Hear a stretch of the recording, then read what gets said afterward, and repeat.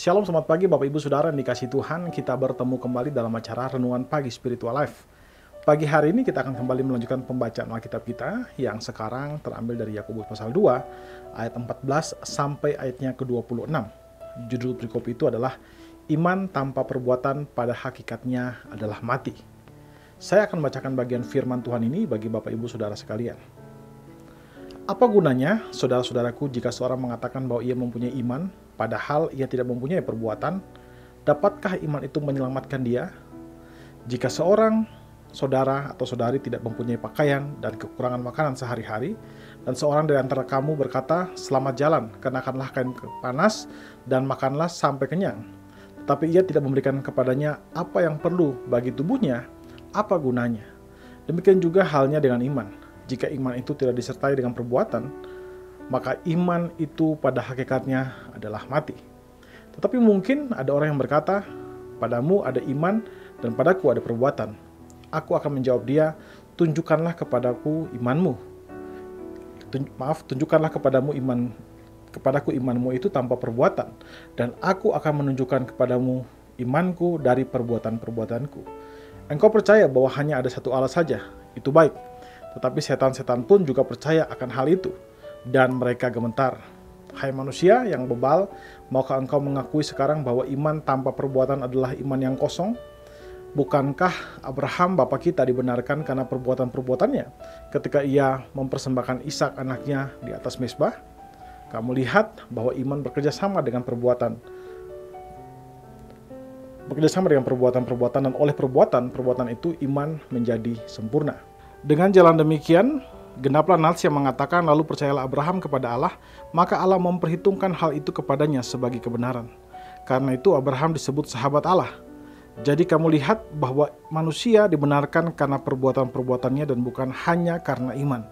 Dan bukankah demikian juga Rahab pelacur itu dibenarkan karena perbuatan-perbuatannya ketika ia menyembunyikan orang-orang yang disuruh itu di dalam rumahnya, lalu menolong mereka lolos melalui jalan yang lain.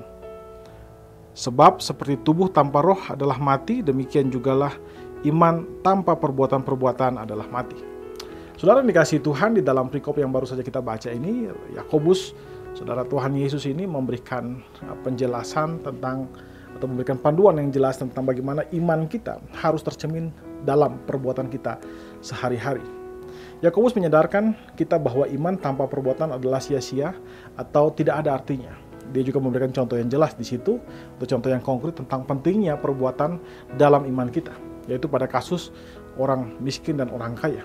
Jika orang membutuhkan datang kepada kita, lalu kita hanya memberikan empati saja, tapi tidak memberikan mereka apa yang mereka butuhkan, maka apakah gunanya bagi mereka? Saudara, dia juga menjelaskan bahwa jika kita menghadapi situasi di mana saudara-saudara kita membutuhkan bantuan, kita hanya memberikan kata-kata saja tanpa tindakan yang nyata, maka hal itu pun tidak berguna. Yakobus menjelaskan bahwa sama seperti tubuh tanpa roh adalah mati, demikian juga iman tanpa perbuatan adalah mati. Dengan kata lain, Yakobus menekankan bahwa perbuatan kasih itu hati yang mengasihi itu nyata dari perbuatan-perbuatan yang konkret, atau dengan kata lain perbuatan kasih adalah bukti konkret dari iman yang hidup di dalam hati kita. Saudara, melalui renungan pagi hari ini kita diajarkan bahwa iman yang sejati akan menuntun kepada untuk membuat kita menjadi orang yang peka terhadap kebutuhan orang lain. Kita pun akan bertindak untuk membantu mereka, menjagai mereka, untuk melindungi mereka, memberikan apa yang terbaik yang bisa kita lakukan untuk mereka. Dan karena itu, kita harus memberikan bantuan, baik dalam bentuk materi, dukungan emosional, ataupun menyediakan waktu dan usaha untuk melayani mereka. Ketika kita melakukan itu, kita bukan hanya memberikan bantuan kepada mereka, tetapi kita juga memberikan gambaran kasih Kristus kepada dunia, kepada mereka. Sehingga melalui perbuatan-perbuatan kita, mereka bisa melihat iman kita, yaitu kasih dan juga kasih Allah kepada mereka yang dinyatakan oleh perbuatan-perbuatan kita kepada mereka.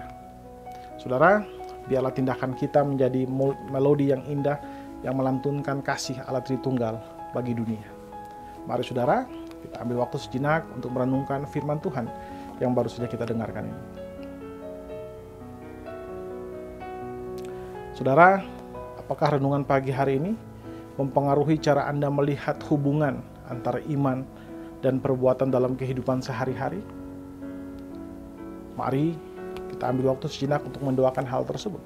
Berdoalah agar semua kita dipenuhi oleh Roh Kudus, supaya kita dapat memancarkan kasih Kristus bagi dunia.